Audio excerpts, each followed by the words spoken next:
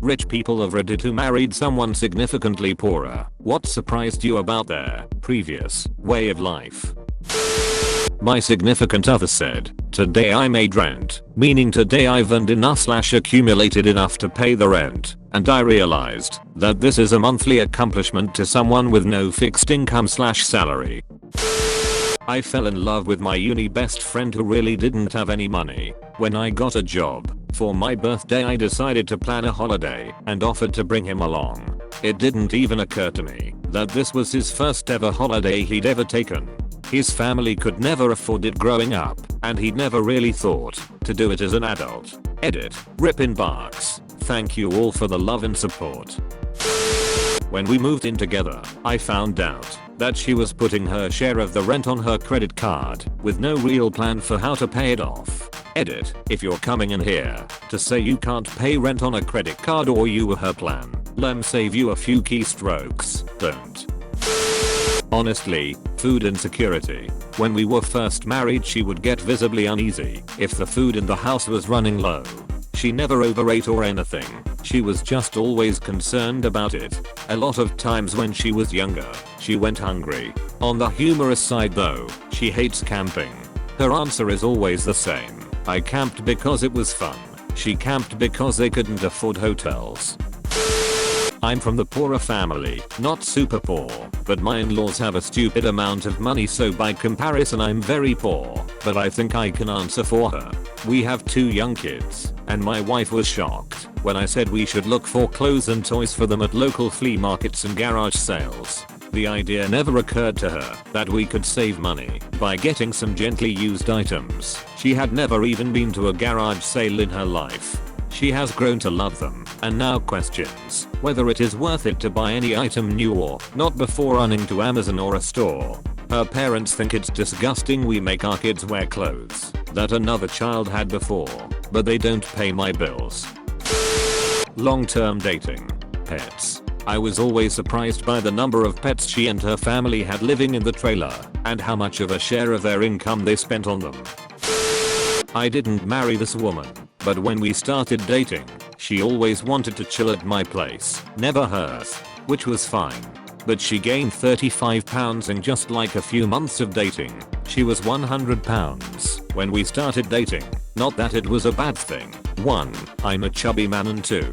I was just glad she wasn't pregnant. Anyway, turns out her family couldn't afford dinner sometimes. So suddenly she had a place to eat every night and gorged herself.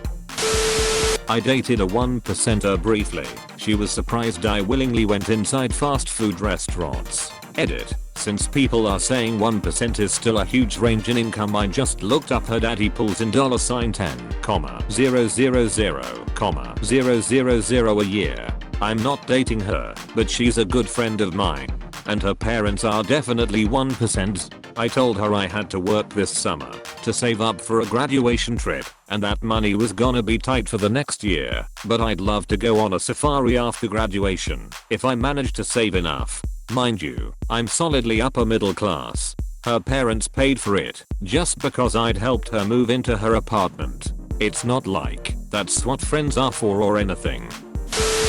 I'm from an upper middle class American family and my husband is from a poor Asian family. It is hard for me to wrap my head around how poor they really were when he was growing up. He told me about eating only rice with sugar for meals because they couldn't afford meat. They were probably living off less than $0.50 a day for a family of 5 at times. I'm not well off, but my stepfather is. I was raised by a single mom who spent money on everything, and bills were always behind. She just couldn't manage her money at all. In her 50s she met and married a multi-millionaire. We are in middle America, so that goes further than maybe in a lot of areas. They have given themselves $10,000 a month budget to live on, living on interest, own their home. Anyway, once my mom met him, and they got all her finance situated and paid off, she won't spend a penny. He spends like it is going out of style. He has actually begged me to take her shopping to get clothes and accessories. She won't do it. She spent more when she was a single mom with nothing. It makes no sense to me. At least buy a new outfit. She is hellbent to not use a penny of his money. They barely even have any groceries. If they have anything it is because he buys it for them. She is a retired nurse that gets a retirement and SS, but she won't spend anything. She lives poorer now than any other time in her life.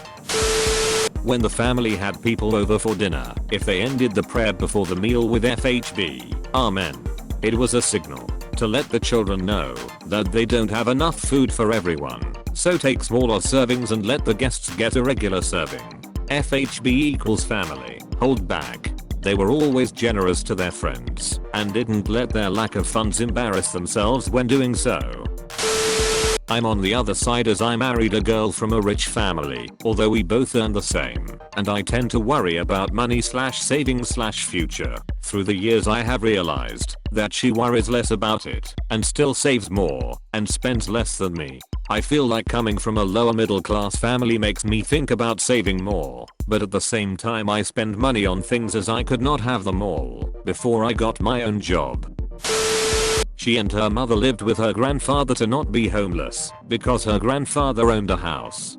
She was putting community college payments on her credit card and building debt with it. I paid off her credit cards when we were dating, and she cried from me being so nice. It was only like $1,300. I bought a condo, then we got married, then we bought a house. I never really considered myself rich until I started dating her and learned that a trip to Wendy's was a treat.